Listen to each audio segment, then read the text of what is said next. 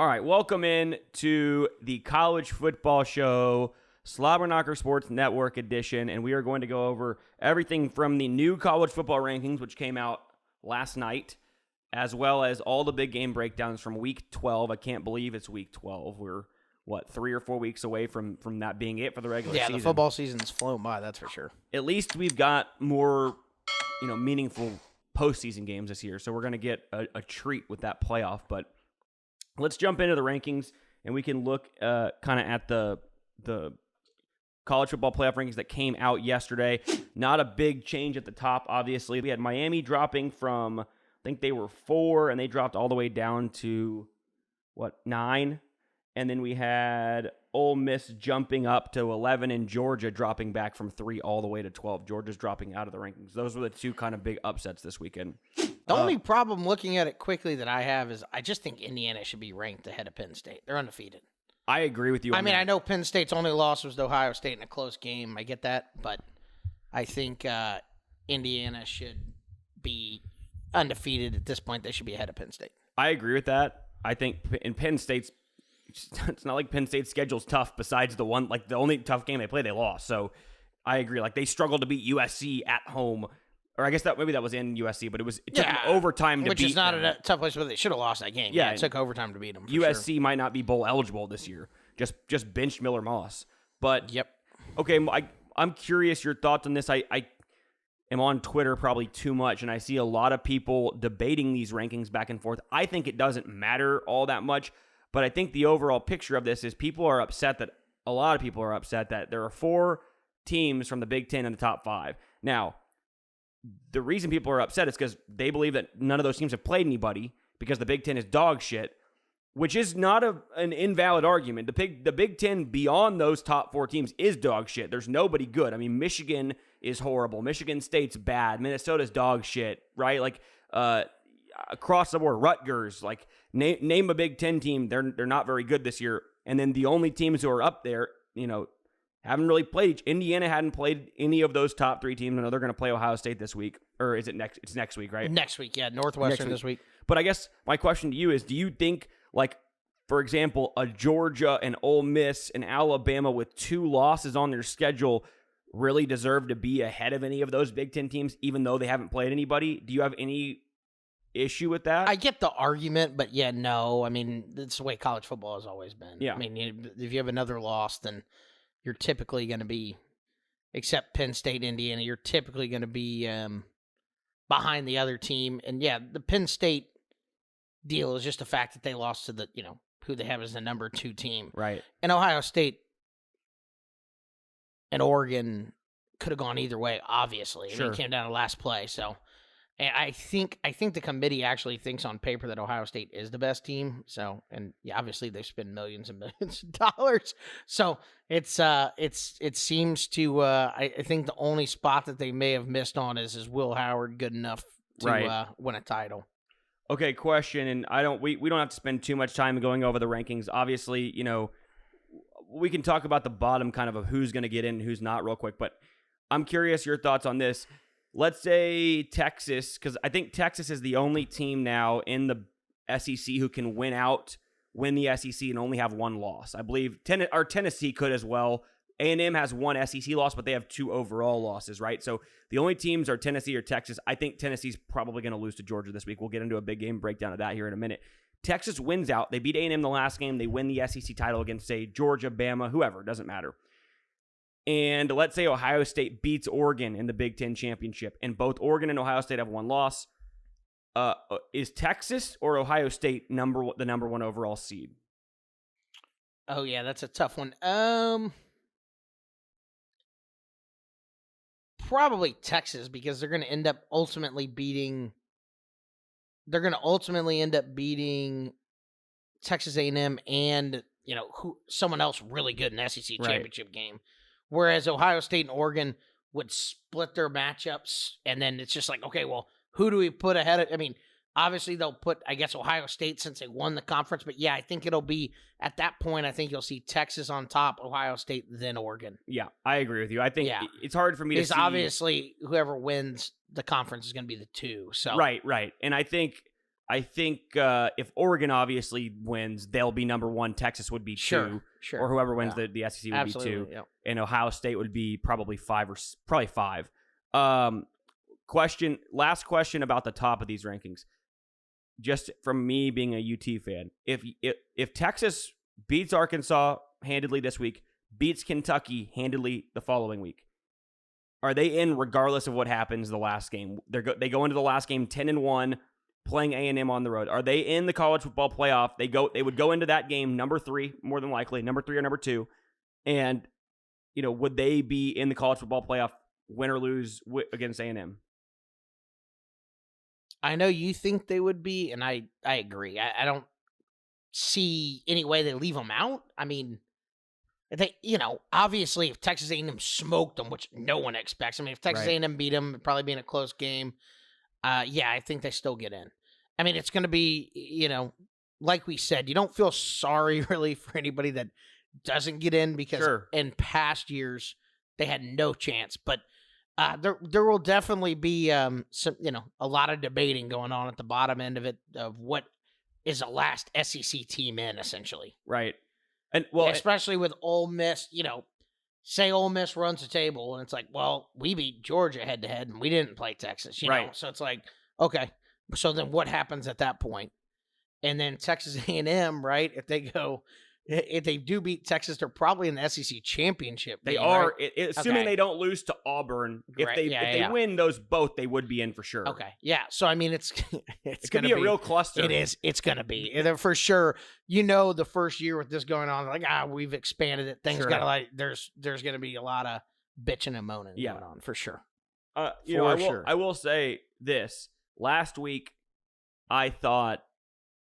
We were talking about this. We might have actually mentioned this on the Monday show. Like, I didn't think there was any way Texas could get left out in favor of A&M, even if they lost head-to-head. But I will say, they dropped Georgia from 3-12, losing at Ole Miss by 18. Like, that was a huge drop for Georgia. They were the number 3, not in terms of the seeding, but in terms of the ranking. They were number 3 overall in the CFP rankings, dropped all the way to 12, and projected out at the moment of the CFP ranking. So they have no problem dropping teams by a large margin based on what happened, especially if you already have a loss. So, anything can happen here. Yeah, it's weird to me. I don't know. Any issue with BYU moving up to, I think they moved them up to 6 this week. Of course not. Those are my Mormons. I mean, this is a great football team. They find a way to win football games. Are they going to get everybody can't stand it.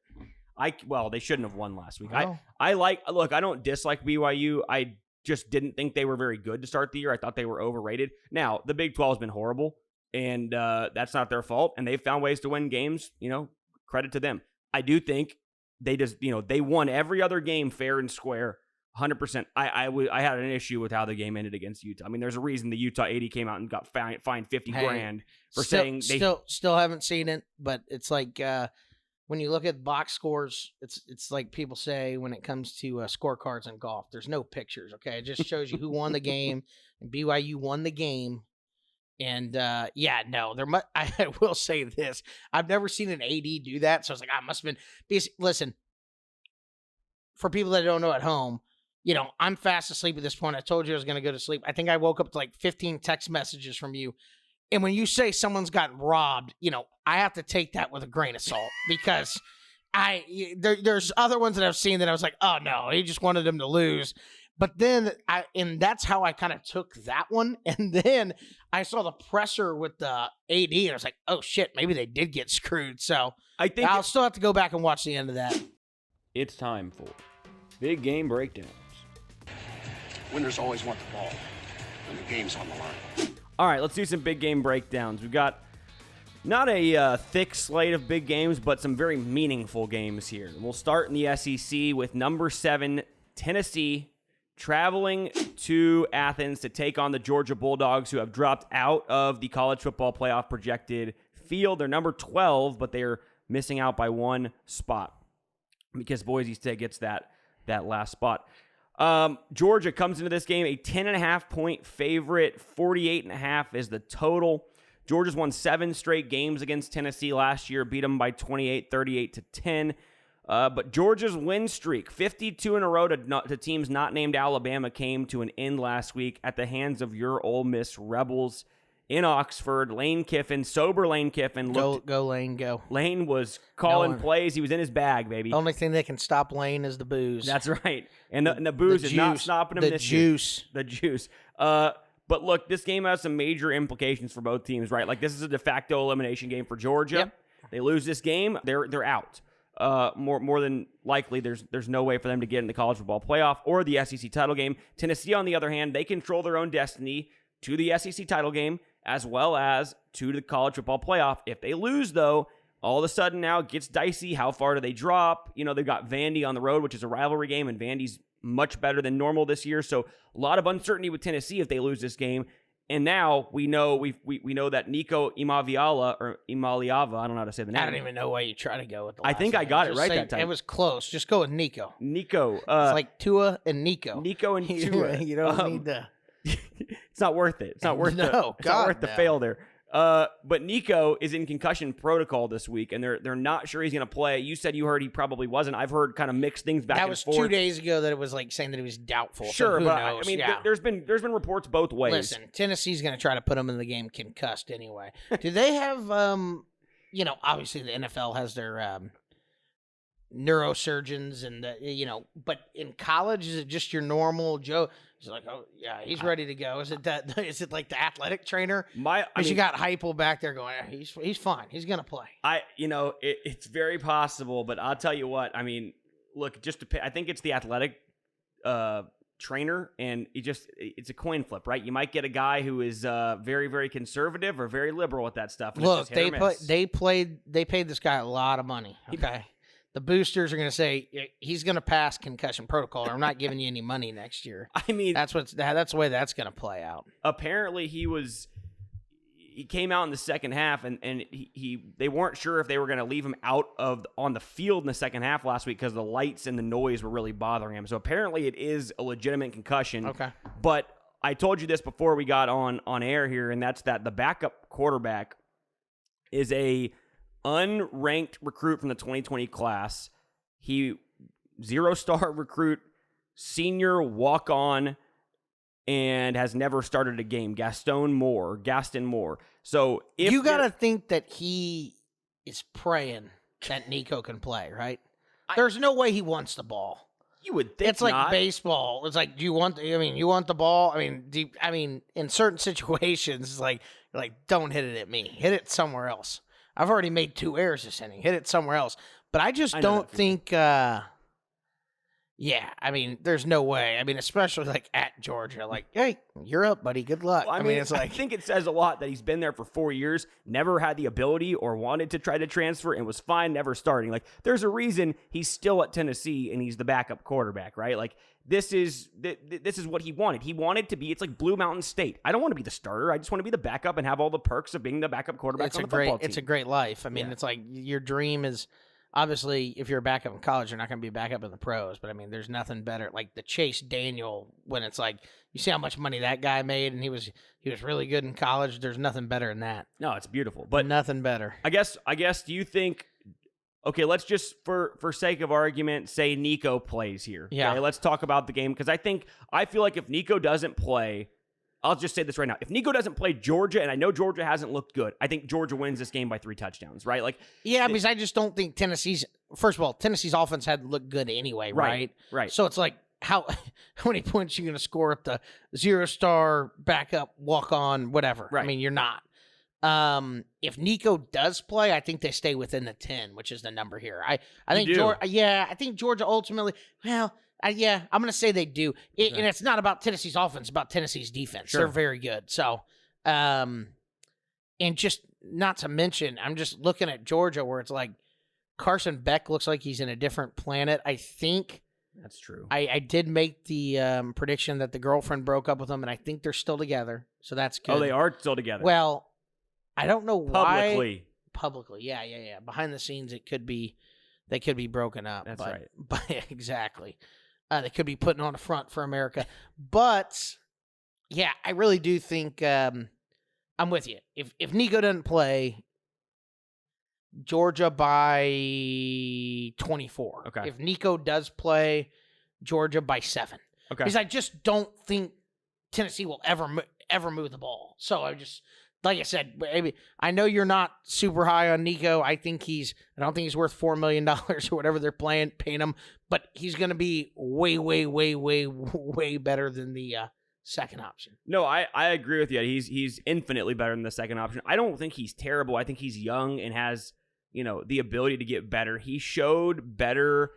I had Alabama when they were laying, I believe, 2 on the road in Knoxville at Tennessee, and Tennessee didn't score in the first half against a Bama defense that's been suspect, right? Although they showed better last week at LSU. But Nico did show in the second half, like he made some big time down the field throws, and he showed he has ability. Like, it's clear he's got a big arm, he's got a lot of potential. He's young, he's inexperienced, it's his first year starting. I'm not going to say he's a bust by any means, but I do think in this game, even if he plays, it's going to be tough for them to move the ball consistently. Last week, we were watching Dylan Sampson. I thought he was done. Their running back who leads the SEC in rushing. He had an ankle injury, so he's a little banged up. He's obviously going to play. He came back into that game against Mississippi State, but he didn't look 100%. And they have to have, his running ability. Carson Beck, like you mentioned, I mean, like you said, on another planet is a good way to describe it. He's the 56th graded quarterback according to PFF. He is behind quarterbacks with the names of Riley Leonard, Kyle McCord, Josh Hoover, Blake Shapen, Hudson Card, Kyron Drones, Owen McCown of UTSA, and Ethan Kaliamanis from Rutgers. Those guys are all have graded out over the season higher than Carson Beck. You went for a Samoan name and a Greek name in the same show. That's bold. Hey, and I got this. I got the second one. Bold, dude. No, but I mean, since the Kentucky game, he's thrown 10 touchdowns and 12 picks. He's been horrific.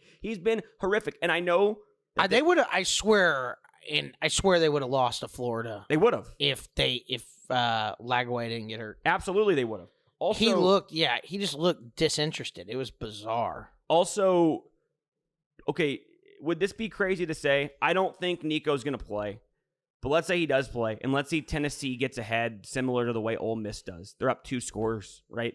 Is there any world where they pull Carson Beck?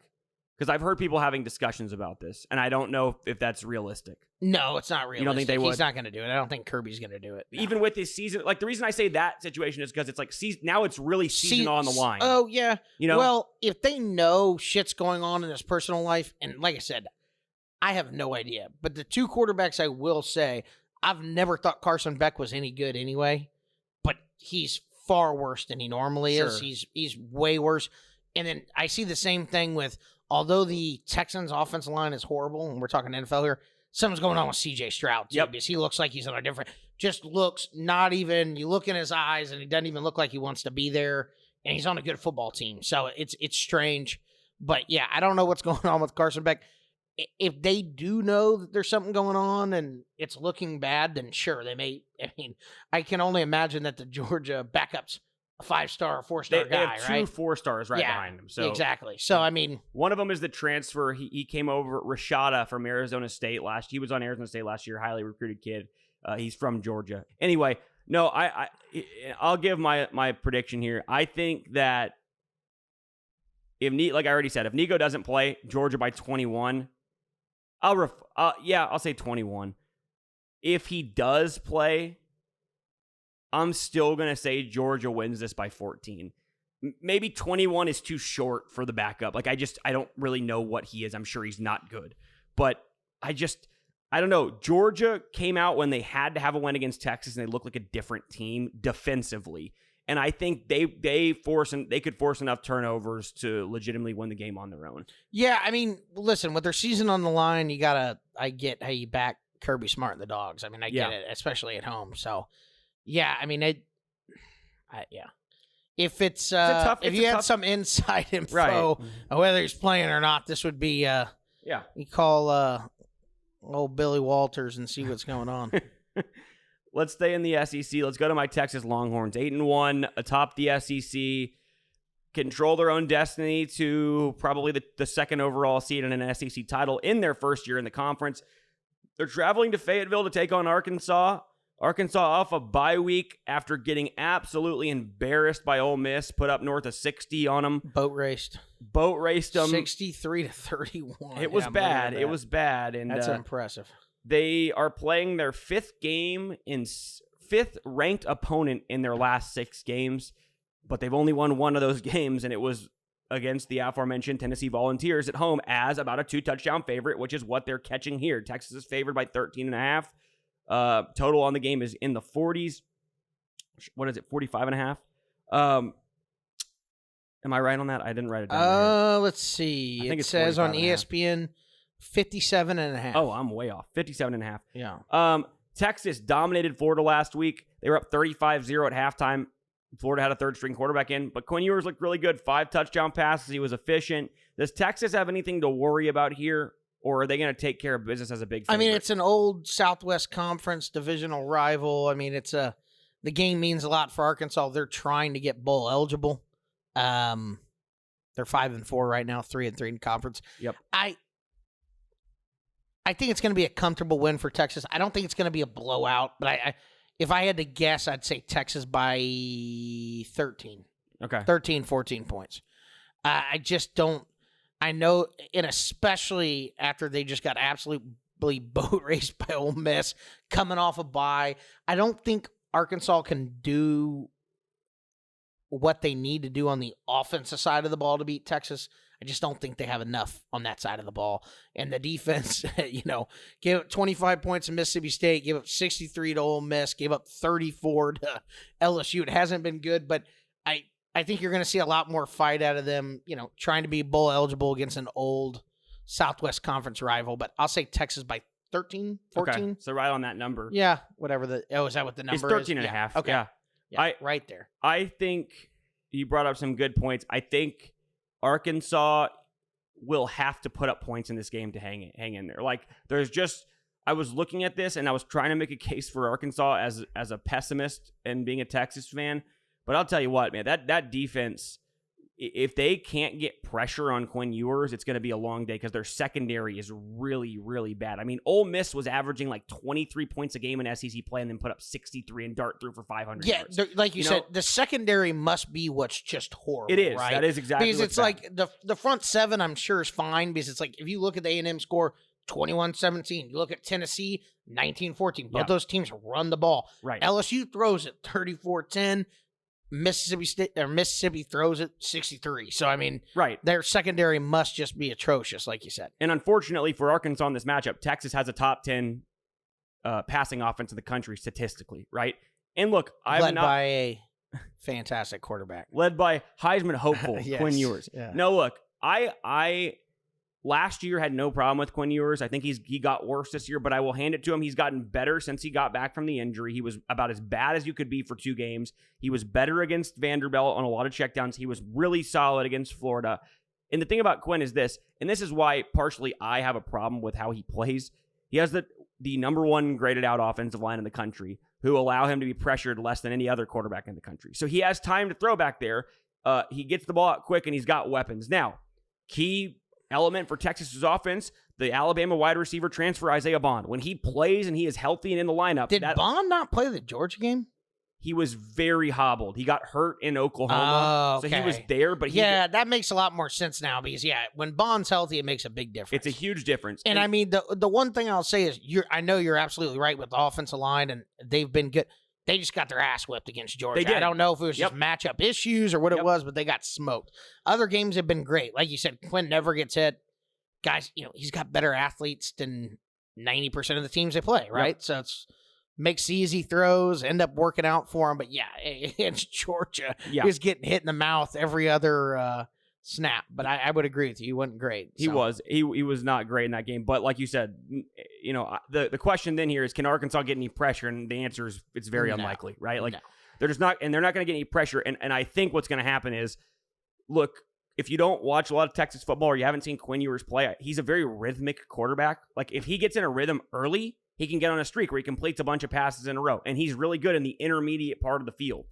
If you make him make tight window throws early, which is what Oklahoma did, and he struggles, he gets in his own head, and then he can struggle for the entire game. what Arkansas is going to probably have to do is give a lot of ground to these receivers because they're just way better than their secondary. And Quinn's going to find success early, and he's going to get in a rhythm, and they're going to have trouble stopping Texas all day long. Unless Taylon Green, who is a good dual-threat quarterback for Arkansas, the transfer from Boise State, he's thrown for 2,000 yards, run for 500 this year. He's not a bad. He's a great athlete. Sure. I just don't know how he will do against a Texas defense. Right. I'm not saying he's going to do great. I think Yeah. I'm super high on Texas's defense. I'm just saying, he is the type of guy who's streaky enough to maybe help them hang around. I don't see it. I think Texas wins this by 17. They're not going to win by 40 like that against Florida, but they should be fine in this spot. I don't see them struggling. Let's go to the Big 12 here, and it's a team that we've been self-proclaimed haters on for a long time this year, for the last 2 years, the Colorado Buffalo. I'm a fan now. Oh, you're a fan? Around. Oh, yeah. You're flipping your tune. I'm gonna start wearing Colorado shit. Maybe they'll lose. I'm going to buy you a jersey. I'm going to buy you a Shedeur jersey. No. Get me, I was going to say Travis Hunter, but I don't want him either. Give me Horn Jr. Horn jersey. Or a LeJonte Wester. Yes. Yeah. LeJonte Wester. Well, Colorado comes into this game. This opened at 10. It's gotten bet up to 11.5 now. So they're an 11.5 point favorite. This is the total I was thinking of when I was talking about Texas. This one's 45.5. They're taking on Utah. They're at home in Boulder. Utah, one of the big disappointments of this year, right? Everybody thought they were going to be atop the Big 12. Utah. Give me 2. Utah, give me 2. Give me 2. Utah did not get 2 last week. They gave up 3 on the final possession and lost by 1.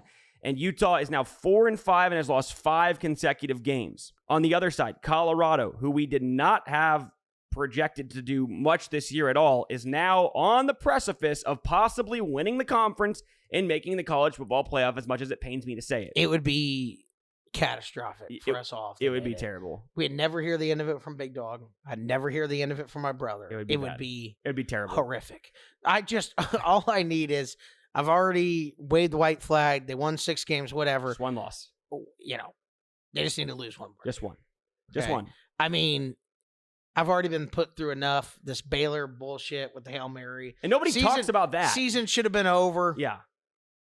Whatever, they find a way to win. Could have lost to North Dakota State the first game. Really should have. I mean, they watch out for the Bison. They look good this year. They are favorites to win the FCS. That's actually funny. You mentioned that last week. But it is funny when you look at Colorado's schedule. It might be the most fortunate break of a schedule I've ever seen. They have played 1 team in the Big 12 in the top 8 of the standings, and they lost to them. And the final 3 games that they have in this regular season, the teams are a combined 3-16 in the Big 12, and they're in the bottom 4. So they literally do not play a team in the top 8, top half of the Big 12. They will go the entire season, win, lose, or draw the last 3 games with no wins in the top half of the conference of the Big 12. And it's the crazy. worst Power 4 conference of the 4 by far. So they played Nebraska and got beat by 20, and Nebraska's terrible. So they've been very, very fortunate. However, do you think Utah has a legitimate shot on the road here to pull off an upset? I think it just all depends on how they respond from getting screwed last week, right? I mean, the AD said they got screwed. The coach, what's going on at practice as the team was at the end of, that is technically their biggest rival, right? It BYU. is. So at home at night too. At home at night in Salt Lake City, which is a tough place to play. I just don't know how they're going to respond. They could get off to a lead early, and obviously it's, thanks John Madden, it'd be a close game. I just don't. The more and more I think about it, and I think I had even said on the podcast it's going to be a close game, I just have absolutely no idea what's going to happen. If he can somehow have those guys ready to play after they got screwed at night at home for an 11 a.m. kickoff at Colorado, more power to him. And if anybody can do it, it would be him. So he's like the I would call him more of the, it's not the West Coast, it's more the Rockies. He's like the Rocky Mountain Gundy. And although Gundy's having a bad year this year, he's been there for a long, long time. They were calling that BYU game Kyle Whittingham is the name. Kyle's last stand. Yeah. Kyle's last stand. Dude, he's had how many years of winning records has he had? Something ridiculous. And Yeah, I think like that last year they had a winning record, didn't Wait, they? what are they, 4-5? They could still keep it. They have to keep a winning record. Yeah. If they have to win this game to be able to do it. He's the white Mike Tomlin. He is the white Mike Tomlin. I like that. He is a heck of a football coach. Yeah, no.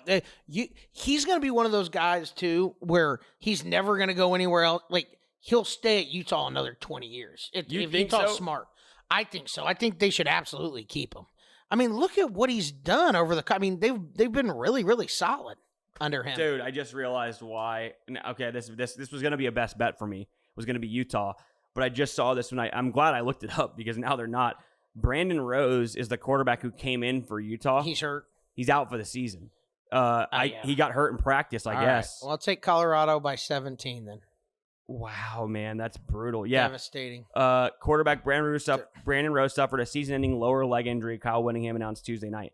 So Isaac Wilson will now be the starter again. And literally my whole notes on this game were predicated, and I should have looked this up because I guess it came out more than 24 hours or about 24 hours ago. But my whole notes on this game was their offense looked so much better with that kid at quarterback. They put him in after a bye week, so he's probably gotten every rep for those 2 weeks, then played in the BYU game. Utah scored on 3 consecutive offensive possessions, and all of them were 45 yards or more. It was like a 45-yard drive, a 65-yard drive, and an 80-yard drive, which is they've done that all season. They haven't moved the ball like that all season. Now, they got really handcuffed late when they got up and got super conservative, and I thought the way he was going to rally the troops, like they were screwed and they can still have a winning season, and I thought he was going to be able to get them up for this spot to ruin Colorado's season, especially because they're the epitome or they're the antithesis of Colorado, right? That is the big word. That like is that. They are the antithesis. Man, we are high level vocabulary. This is an intellectual show. Yeah, okay. Yep. But they really are, right? Like hard nosed, hard working, no show off bullshit. And yeah, it's that's why I've always liked them. Right. I think Colorado's he does a good job. got their Instagram handles and their practice jerseys, right? It's the complete opposite. Did you see the clip of whatever his name is, not Shadur, the other Sanders? Did he get a pick 6 or something in that game? And then the Texas Tech ball boy, it was a pick 6 because he threw it, and the Texas Tech ball boy or something happened, trying to take it out of his hands. And then the other Sanders, like the old one who Dion always says, oh yeah, he's in the bottom of my power rankings because he ranks his kids. Seems like a real dumbass. He's wearing a chain. He's like, saying words I can't use. Like, don't you touch that motherfucking ball, losing it at the kid. You got to find that clip. He sits up there and posts it on the show. It's fucking hilarious. It's like, is he you motherfucker? He's like I didn't even realize he was on the sidelines. He's like in all black with a chain on, just, going after this ball boy. Is he a coach or is he just there? No, I think he's just an He's entourage. There. Yeah, entourage. Okay, yeah, gotcha. yeah, entourage. Yeah, that makes sense. That fits the bill right there. Yeah. It was so funny though. This guy was just like trying to snag. It was funny because like he was carrying it and the Texas Tech ball boy just trying to rip it out of his hands, and all of them like got ganged up on him. It was funny. I can't remember if that was. I think it might have been a fumble recovery for a touchdown where the ball just kind of fell to him like very short of the end zone. That may have been it. That may have been it. But anyway, he was holding on to the ball. That's funny. And I was like, dude, that's funny. I'm gonna go ahead and you know what? I just can't stand Colorado so much. And even though I think Isaac Wilson sucks, and I don't think that Utah can win with him, Utah's defense is allowing 17 points per game this season. This was going to be part of my breakdown of this game. They've been phenomenal, and they're really good in the trenches. And they got a ton of pressure on BYU and Retzlaff, BYU last week. Sacked him 4 times. Should have been 5, but the holding call negated it. And got pressure on 47% of his dropbacks. He was 14 of 31 for like 100 or 200 yards. I mean, he was terrible.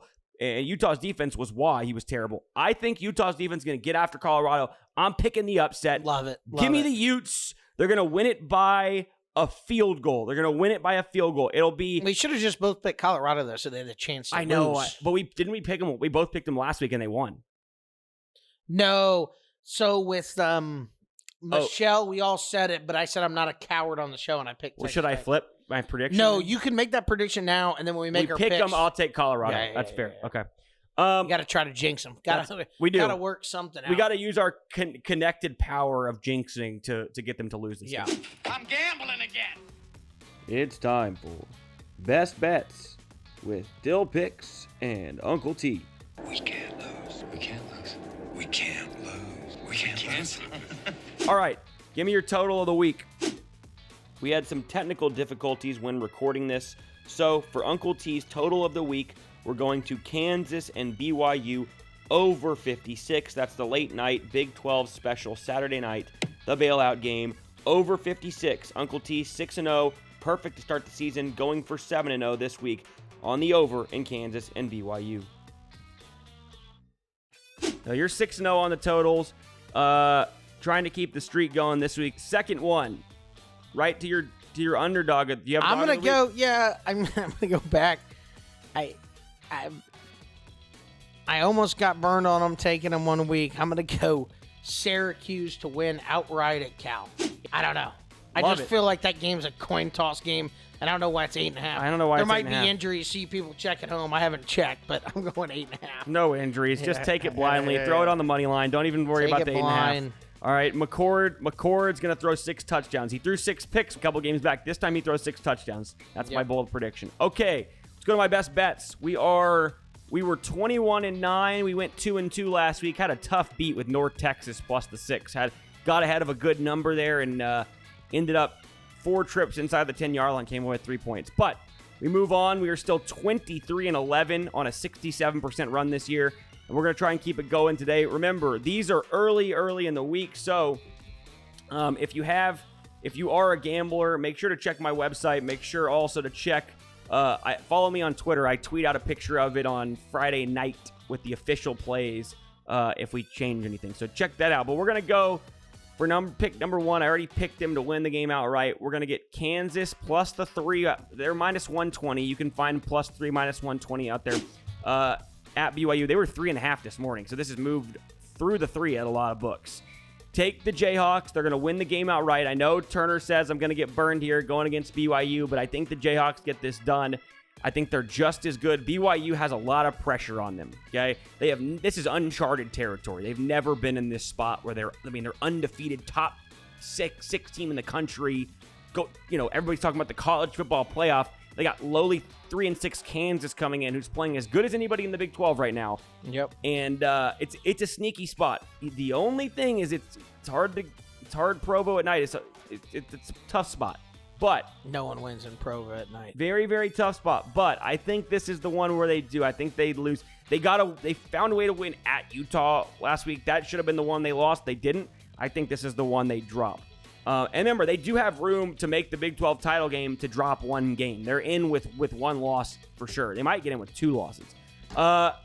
All right, pick number 2. We're going to go to the Florida Gators plus the 4.5. They're at home against LSU. LSU's season is over in terms of what their expectations were, right? A couple weeks ago, they were top 10 in the country. They were playing A&M in the third quarter. They were up 10, right? At that point, everybody on that team thinks they're going to the college football playoff, right? They hang on to that game. They got one tough game left against Alabama. And that game, win, lose, or draw, they're going to the playoff 10-2, right? And then last week, and then they blow that game to A&M. Down up 17-7, end up losing by 15, and then last week get embarrassed against Alabama. Smoked. Now, you might think they bounce back here. It's possible. They definitely could. I don't think they have the talent this year. And literally, if you heard the press conference with Brian Kelly, that's what he said. He said, we were prepared and we were ready to play, and I really liked where we were at. It just seemed like we didn't have enough. And that's a really bad indictment from a head coach to say that we were out-talented by a team. Yep. Because that's just not a good excuse. And so if you're playing Florida here, and Florida's trying to stay alive for bowl eligibility, Napier's still coaching for his job, even if they said they're keeping him. They got embarrassed by Texas last week, and that defense is better than they showed. Okay? This offense, we talked about it when we broke down the Bama-LSU game last week. They're very one-dimensional. All right, that LSU offense. Florida's defense is going to have a much easier time with them than they did versus Texas. And you look at it, DJ Lagway was in that game. We talked about it. Georgia was going to go down at the Swamp. Seemed like it. Or not at the Swamp. Actually, it was a neutral location, right? Yeah, but they were going to, even better now, right? Now we're going to be at the Swamp this one. They were going to go down. They were up 3 with the ball. I know it was still the first half or early in the second half, but Lagway looks like he's going to play. This is contingent upon Lagway playing. That's why the line's 4.5. If he doesn't play, it'll go through the 7 probably. But take Florida plus the 4.5. Third pick, and I don't, full disclosure, I hate the slate, and I picked these pretty quickly. I don't love this one whatsoever, but I just went off one that I I kind of liked, and it's Clemson minus the 10 at Pittsburgh. And I do not love this. I don't think Clemson's great, but I just think Pittsburgh has fallen apart the last couple weeks. This is more of a fade of Pittsburgh than it is, liking Clemson. They lost to Virginia by what, double digits? Yeah, as a 13.5 point favorite, and they lost the week before. The first they played SMU, and it was supposed to be this big matchup. They got their doors blown off, right? So I like this spot for Clemson. And the last one we're going to go is a total. Again, don't love it. Had trouble finding a total here, but we're going to look to Baylor, West Virginia over 58.5 here. Baylor seems like a good one. Yeah, Baylor's defense has just been very up and down this year. But the matchup I really like in this is I think Baylor's thrown the ball extremely well the last couple weeks, put up a lot of points. West Virginia struggles in their secondary significantly, and I think Baylor's going to put up a ton of points. It's going to force West Virginia to push, to press, and that's going to lead to either turnovers that lead to points, or it's going to lead to a high-scoring shootout type of game. I like this to go over. I think it's going to be a shootout. I could see 34-37 type deal. It's going to be a tight game, too. I don't think this is going to be a blowout either way, which benefits a total like this when you're going back and forth. Those are our plays of the podcast. Make sure to check out my website and my Twitter, and you'll get the official plays. And if we change anything, those will be updated as well. And I release official picks every week on my website. We are also probably going to start selling our plays here. They're not going to be free much longer, so make sure you jump on now while they're free. Get some winners. Besides that, you got anything else before we bounce up out of here? No. Going to be a couple big time weeks of college football. Enjoy it. Make sure to like and subscribe. Check out our Patreon. Check out all of our content on YouTube. And make sure to like this video and comment below who you like in the games. Thanks for tuning in. We'll catch you guys next week.